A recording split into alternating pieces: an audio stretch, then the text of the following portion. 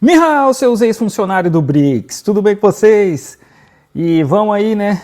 O Elias dando mais uma aula, dando mais uma surra lá no Inteligência Limitada, né?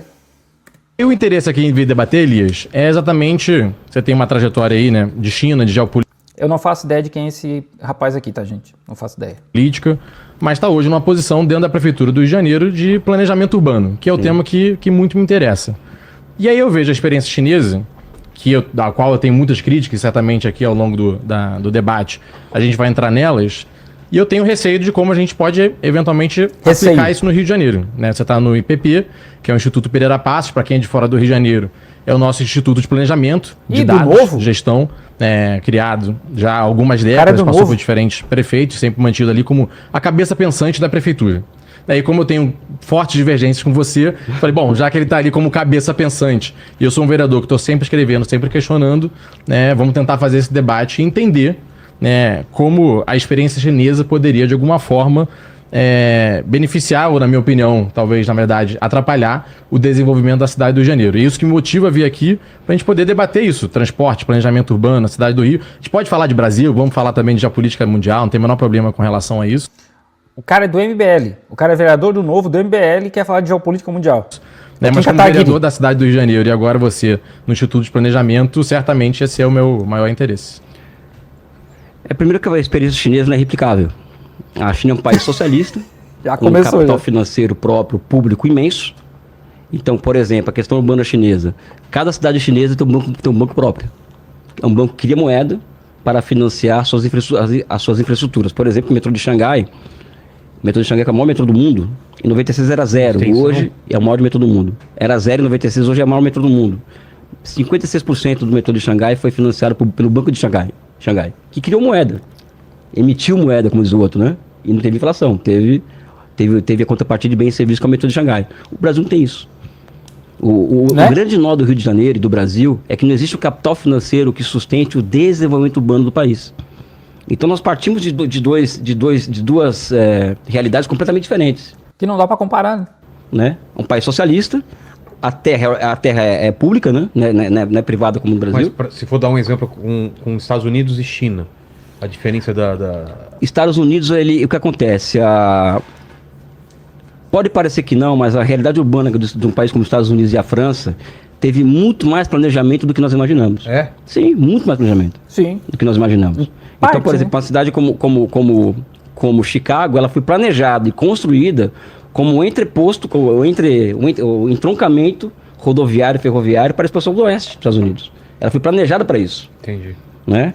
Tanto que aqui, para quem não sabe, eu estou nos Estados Unidos, tem o subúrbio, né? Que é onde eu estou aqui, que é onde as pessoas moram. O pessoal mora aqui no subúrbio, que só tem casa. Sabe aquelas ruazinhas dos Simpsons que só tem casa? É bem isso mesmo. Casinha sem muro, graminha na frente. E aí as pessoas vão trabalhar, pegam o carro para trabalhar em outro lugar, porque aqui é tudo carro. Se não tem carro aqui nos Estados Unidos, a pessoa não vive.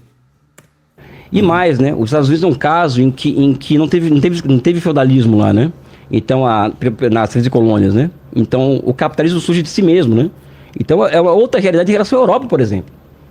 Né? A Europa, as cidades europeias têm uma característica particular que elas nascem com um índice de abertura para fora muito pequeno, porque elas são autossuficientes, né? Elas surgem como cidades autossuficientes e quando elas se juntam, criam suas condições para as revoluções burguesas na Europa, né? E a unificação dos países, como o caso da Alemanha, o caso da Itália e tal. O Brasil não. O Brasil, as cidades nascem, por exemplo, no litoral e voltadas com alto índice de abertura exterior. Então, o desafio urbano brasileiro, em primeiro momento, ele passou pela unificação do mercado interno brasileiro. Então, essas cidades elas tinham que deixar de ser parte de uma economia baseada no capital comercial para fora, para serem parte fundamental do capital industrial brasileiro que surgia. Então, hoje, nosso desafio qual é, Pedro? Não sei se você concorda comigo. Não dá para falar em processo de urbanização no Brasil hoje, e Rio de Janeiro em particular, sem fugir do tema da industrialização. Porque as cidades modernas, elas surgem no bojo de processo de industrialização. E quando acontece o processo de desindustrialização, elas ficam completamente inviáveis. Por quê? Para terminar isso aqui. Porque o que passa a ser a dinâmica de acumulação dessas cidades como Rio de Janeiro passa a ser o capital o capital comercial, ou seja, o capital, a renda da terra, né? Sabe? E não a renda produzida na indústria. O que a gente vê na China, por exemplo, não só a questão do banco, como Elias falou, mas as empresas que produzem os trens de metrô são chinesas, as empresas que fazem os trilhos são chinesas. Então toda a tecnologia que a China aprendeu com os outros, eles copiaram e fizeram melhor. Então, que o Brasil não tem, né? O Brasil quer construir metrô, tem que vir a Alstom, tem que vir uma empresa chinesa, tem que vir uma empresa japonesa. Isso é o problema da desindustrialização, que é o que Elias está comentando agora. Que se a gente tiver a nossa indústria, sai muito mais barato produzido que ficar pagando para um francês aí no Brasil cavar buraco e botar um metrô. Né? Por isso que o Rio de Janeiro tem um metro quadrado mais caro do Brasil, se não me engano. Né? Então eu acho, meu ponto de partida é o seguinte: quer discutir a questão urbana carioca? Ok, mas temos que discutir o processo, como o Rio de Janeiro vai se integrar a uma economia nacional de novo, brasileira, e dentro disso, como que o Rio de Janeiro e o Brasil se integram à economia internacional. Né? Agora, de planejamento urbano, vamos lá, sobre o modelo chinês de desenvolvimento, e na minha opinião, quando entra o governo do Mao, né, a China inicial, a República Popular, mas ainda na primeira fase, antes da abertura para o mercado. Havia uma visão ali de planejamento estatal, até muito mais estatal do que é hoje. E o resultado foi péssimo. Dar um exemplo aqui. Da cabeça do planejador estatal, vamos criar regras que vão valer para todo o país e que vão guiar o desenvolvimento da nossa cidade e da urbanização. Foi criada uma regra de que todos os apartamentos a serem feitos pelo Estado, e todos eram feitos naquele momento pelo Estado, deveriam ter pelo menos 1 hora de sol por dia, no momento que tivesse menos sol no ano. Então, esse era o critério. Só que acontece, na época, mais ou menos, os prédios dificilmente passavam de 5 andares na China, por uma questão de energia, de abastecimento, elevador. Então, quase todos esses conjuntos habitacionais tinham 5 andares. Se você tem 5 andares em angulação do sol para pegar aqui no primeiro andar de baixo, você, com base no sol, você acaba fazendo a distância entre os blocos. Só que a regra é tão da cabeça do planejador central que desconhece, as diferentes realidades de cada cidade, que conforme a latitude, isso varia. Então imagina que na China isso aconteceu, Pequim e as grandes cidades ficavam mais ao sul. A China tem mais pessoas e já tinha naquele momento mais ao sul. Pequim é mais ao sul, tá perdidaço aí na geografia, mano. No sul, por causa da posição do sol, Vilela, por causa da posição do sol, os blocos tinham que ser mais distantes do que no norte da China, porque a latitude muda. E aí você pega, os conjuntos ainda estão lá. Você vai comparar os dois, os blocos são mais distantes. Então imagina que na cidade chinesa, onde tem mais gente, ou seja, você precisa acomodar mais pessoas, os blocos são mais distantes. Então, para 10 mil pessoas, no sul você tinha que fazer condomínios mais largos e no norte você consumia menos terra, o que não faz sentido. Era uma lógica, sinceramente, porca que entregou um resultado ruim. E aí com as reformas guiadas... Peraí. O cara vai pegar um exemplo de um negócio para dizer, olha, deu tudo errado. Deu tudo errado. Isso aqui é um exemplo porco, que deu um resultado ruim, nas palavras dele, né? Logo, o Mao Zedong fez tudo errado. Não faz sentido, né? Não faz sentido. Né? Até porque, assim, eu também acho que essa ideia de pegar 1 hora de sol por dia talvez seja meio zoado. Porque, como ele mesmo disse, em alguns locais vai ter um distanciamento maior. Mas qual que é o problema de ter uma distância maior entre os blocos? Tem terra pra caramba, cara. Tem muita terra. Qual que é o problema? Não entendi, cara. Não entendi. Ele fala, olha, ele dá o exemplo, ele fala, na minha opinião, isso aí tá zoado, mas ele não traz um argumento do tipo, olha, por conta desse espaçamento maior entre os blocos, não deu para acomodar todo mundo, né? Porque é isso que ele tinha que trazer. Qual que foi o efeito negativo disso? Qual que foi o efeito negativo? Ele não trouxe o efeito negativo. Ele só disse, tem que ter maior espaçamento entre os blocos. Isso é bom, isso é ruim, né? E usa um exemplo para dizer que o mal todo foi ruim, né? Guiadas para o mercado, sobretudo na década de 80. A China, claro, as terras são públicas, mas em Singapura também e não é um país socialista. Então a gente pode seguir esse modelo. Tem países capitalistas que seguem o modelo de terras públicas. Você faz ali uma cessão por 70, 80, 90, 100 anos. No momento que a China faz isso e abre para o mercado e faz leilão, eu acho que poucas coisas podem ser tão guiadas pelo preço quanto o leilão, porque quem paga mais leva o direito de construção. Sim, não tem esquema em leilão, né? Nunca existiu na história da humanidade esquema em leilão. É tudo 100% na base do preço. 100% idôneo. E aí sim, de fato, a China começa a ter captar investimento, começa, e aí o modelo de financiamento a gente vai debater, mas ele começa realmente a guiar por preço. E não tem, aqui na esquerda brasileira, eu debato muito isso dentro da Câmara, tem um desespero com prédios de 8, 9 andares, né? E aí até parte do PCdoB Carioca, do que eu acompanho lá, e PT, PSOL, vão e abraçam, né, o prédio. Não, essa casinha não pode ser demolida para fazer um prédio. E a China, pós-década de 80, foi 15, 18, 20, 25 andares, 30 andares, porque senão... São duas coisas diferentes, né? Não necessariamente... Eles não ficaram demolindo casinha, né? Os caras tá perdidaço, né? Não foi interessante para o investidor e não tiver escala, o preço não fica barato. Tem que ter escala. E aí parte do que, porque um metro quadrado, por exemplo, no Rio de Janeiro, é tão caro, porque a gente não deixa, boa parte da cidade, sobretudo na Zona Sul, onde tem grande demanda, construir mais alto, construir maior. Tá certo. Eu até reconheço, e a China, após a década de 80, após a abertura para o mercado, seguindo por preço, deixou fazer. Assim, vamos usar uns exemplos genéricos, né? Porque ele fala do Rio de Janeiro, uma parte específica do Rio de Janeiro, mas ele não fala, por exemplo, de uma parte de Xangai que não pode construir. Xangai tem 26 milhões de habitantes. Não pode construir mais de não sei quantos andares, acho que na parte da concessão francesa. Porque tem um monte de prédio histórico, um monte de prédio antigo, simplesmente não pode construir. Então, analogia is my passion, né? O cara usa um exemplo específico numa cidade do Brasil, de uma cidade específica, né, de uma região específica, e ele fala, não, na China liberaram tudo. Não é assim não, bonitão, não é assim não. Na minha própria cidade tem isso também. Na minha própria cidade, no centro da cidade tem uma vila antiga, uma vila lá que tá as casinhas lá. Não pode demolir aquelas vilas. E não interessa quanto vai ganhar, não pode demolir. Os índices de construção na China são muito mais generosos que o do Rio de Janeiro, mas muito mais. Isso impacta o metro quadrado, porque é a escala e a atração de capital. Vamos comparar um país que é maior que o Brasil com o Rio de Janeiro. 100%. Então, e aí, na minha opinião, é isso. Quando a China passa a se guiar por critérios de mercado, aí sim, você tem um processo de urbanização robusto. Quando era o planejador central, tirando a regra da cabeça dele, o resultado foi horroroso. Foi horroroso. As regras que existem hoje são com base nas regras da época do Mao Zedong, cara. O cara não entende de China, o cara pega meia dúzia de exemplo, aí ele quer discutir com o Elias, que estuda a China faz só 30 anos. Essa galera não pode ver uma vergonha que eles saem correndo para passar, né? Não fazia sentido. Pedro, eu acho que primeiro que o socialismo e o capitalismo, né, é a questão do preço, a formação de preço, o cálculo econômico. Não é por aí que você vai diferenciar capitalismo e socialismo. O que diferencia uma coisa da outra é quem manda. Né? No capitalismo são bilionários, são medos de pessoas, quem tem dinheiro para comprar voto. No socialismo, o Partido Comunista, que por sua vez acaba aqui por si só representando toda a sociedade, até por conta da sua... No caso da China, ele é um partido muito amplo, vamos dizer assim, né? Então é quem manda, ou seja, o que é fundamental na China, as pessoas falam do mercado, né?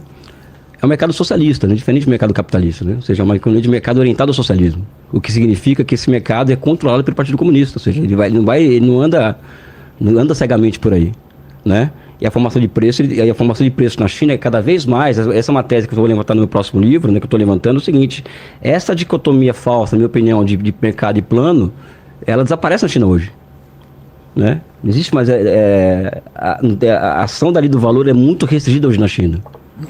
Por conta do quê? Por conta do avanço da propriedade pública do meio de produção sobre o setor privado, né? Que, aliás, eu acho que é cada vez menos privado na China. É o setor não público. Então, acho que essa é uma questão que eu acho que é fundamental. Que cada vez menos privado. A diferença entre as duas coisas está no poder político, né? Evidentemente que a China, como a propriedade pública de produção, é a mola mestra do sistema, ou seja, os grandes conglomerados públicos, eles é o que gera o efeito de cadeamento para o setor privado, no público, e gera os ciclos de acumulação de economia, ou seja, ele é um capitalismo, seria um capitalismo muito estranho, né? E uma economia de mercado muito estranha. Esse é um ponto. Outro ponto é o seguinte: falar da era Mao Tse Tung é muito complicado do meu ponto de vista, e comparar com 78, primeiro que os chineses não reconhecem isso, né? Os chineses não falam, olha, a partir de 78 aconteceu isso, não. Eles veem um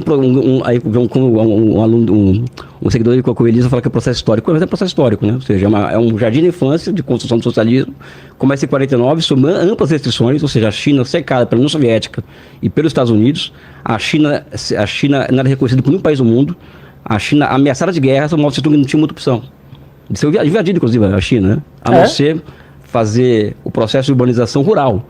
Tanto é que ele leva as indústrias do litoral para o interior. da China, por conta da possibilidade de guerra, né? Então, tudo isso, Pedro, eu acho. E assim, só para deixar claro, tá? Essa possibilidade de guerra era medo de invasão da União Soviética, tá? A China tinha um medo gigante de ser invadida pela União Soviética e esse é um dos motivos que leva a China a começar a se aproximar dos Estados Unidos. Só para você ter ideia.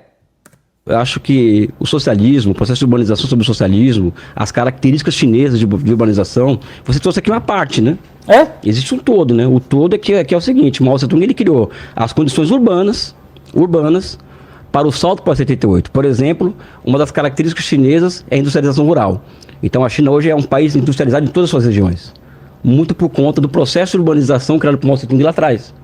Então pode ter tido essas loucuras que você colocou, é verdade. Isso aí eu não tenho o menor problema em falar que o socialismo se equivoca até claro, hoje, né? muito, não é pouco. E por outro lado, né, o que eu acho interessante é que com bloqueio, com seco, igual Cuba hoje. A China se mora igual Cuba, não era cercada, bloqueada, não tinha. Então isso condiciona muito qualquer processo, inclusive de urbanização. Eles conseguiram construir o metrô de Pequim em 75, né? Com o que foi um milagre chinês aquele negócio, né? E o metrô de Pequim é um caso a ser estudado, na minha opinião. Porque um país bloqueado, isolado, consegue construir uma indústria mecânica pesada própria e construir um metrô com suas próprias forças em 75, né? Enfim, eu acho, só para terminar, Pedro, que quando fala-se no processo em China pré-78, tem que colocar tudo isso na mesa, entendeu? A China pós-78 não tinha as restrições ao seu processo de desenvolvimento geopoliticamente colocados como tinha antes, né? Não, tinha literalmente, desde ali, acaba a Segunda Guerra Mundial, recomeça a Guerra Civil na China, em 46, tem literalmente os Estados Unidos mandando dinheiro para combater o Partido Comunista, né? Eles não quiseram entrar com tropas, eles tinham um medo muito grande, um receio muito grande, né, de entrar com tropas ali. Então eles mandam um monte de dinheiro. A China vence a Guerra Civil, em 49 vem a República Popular da China, embargo, toma embargo. É muito fácil ficar falando, nossa, porque os chineses não fizeram isso, não fizeram aquilo. Pô, mano, é a mesma coisa com Cuba, Coreia do Norte. E um embargo, mano, embargo, sanção, não pode comprar deles, não pode vender para eles, e é isso aí, né? É muito fácil, né? Depois a China se abriu para o mercado. Não, os Estados Unidos falaram, olha, vamos tirar os embargos. Agora a China pode vender para qualquer um, porque senão eles já estavam vendendo antes. A gente não pode ignorar também que existia a China antes de 78. Então eu só estou colocando Sim. aqui a visão de que existem uma visão de planejamento central. E continua. Que aí pode ser, porque era uma questão... Mas no nível muito mais orientado para o mercado do que era. E digo, por exemplo, se eu pegar aqui o celular agora, né, quem está nos acompanhando, e botar no Booking, você vai fazer uma reserva em Xangai, em Pequim, em várias cidades, né, da China, com base em valor de mercado. O preço varia. Você vai olhar, tem alta temporada, tem baixa temporada, tem momento, final de semana é mais caro que dia de semana. Então isso é orientação de mercado. Né? Não estou dizendo, até porque eu não quero reivindicar a China, né, como um país capitalista. Eu tenho diversas críticas. Até minhas críticas são mais, hoje, ao modelo de governo chinês. Né? Eu sou um cara que acredita na democracia liberal. De poder votar em partidos, de poder ter alternância, sei sua opinião, não gosta da dualidade democracia-ditadura, mas eu acredito que a China é uma ditadura e eu, como liberal, como é que eu concorreria lá a vereador? Assim, Só fazer parte do Partido Comunista e fazer um bom trabalho. Então, simples. Ou, aliás, para ser cargo menor assim, pode fazer parte de qualquer partido, né? São 9 partidos na China, você pode fazer parte de outros partidos e concorrer. Simples. Fazer um bom trabalho. É isso aí. Eu vou ter que criar uma ala liberal dentro do Partido Comunista? Já tem, difícil, então eu já tenho essa grande crítica. Já tem, cara. Tá? Já tem. Como eu não espero que tu saiba, já existe uma ala liberal dentro do Partido Comunista. Mas quando a gente vai para a formação de valor, sobretudo no mercado imobiliário que a gente está comentando, hoje ele é consideravelmente orientado. E isso viabilizou muito da urbanização, tanto que pós 80 que você vai ter as grandes cidades chinesas chegando em tamanhos colossais. E a industrialização do interior... Mas de novo, cara, né, que o que o Elias comentou ali, é o que eu falei também.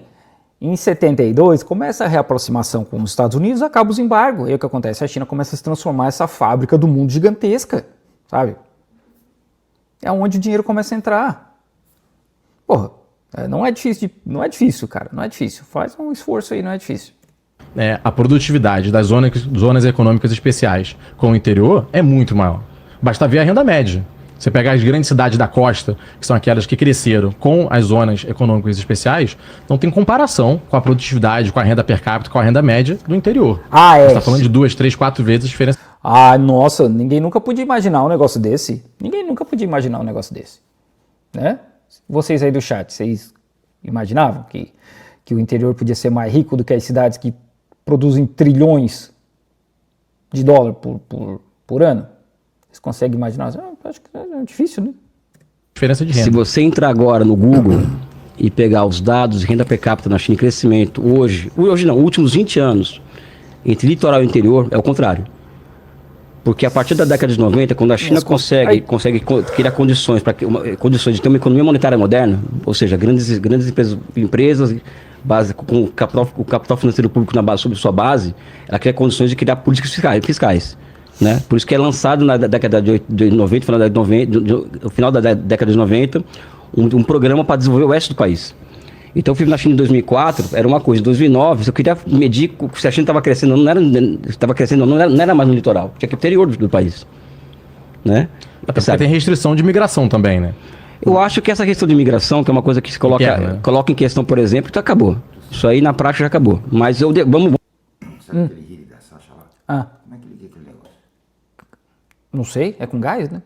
Pois é, eu abri o gás todo, tô apertando os botões. Mas precisa um tec, não sei, pergunta pra Sasha, né? Ou pergunta pro Brian, não sei. Vamos colocar essa questão. Aí como é para né? aparecer. Compara com a Índia, uma democracia, né, que é a maior democracia do mundo, como o pessoal fala, uma grande democracia. A Índia, por exemplo, é eu conheci a Índia recentemente, é um grande favelão. Mais ou A menos Índia, isso mesmo. sabe? Então, essa restrição à migração interna possibilitou com que a China não tivesse favela, por exemplo. É um caso. Você pode concordar ou não, porque até porque o oriental não seguia pelo individual, né? O oriental...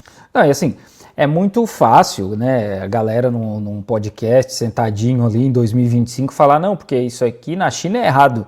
Quando o cara não é responsável por gerenciar um país com 1,4 bilhão de pessoas, né? Então é muito pelo coletivo, né? Então as pessoas acabam aceitando muito pelo bem coletivo. Na China, elas preferem segurança do que liberdade. E são dados de pesquisa. Não estou falando que eu concordo com isso ou não. É um dado real daquela sociedade.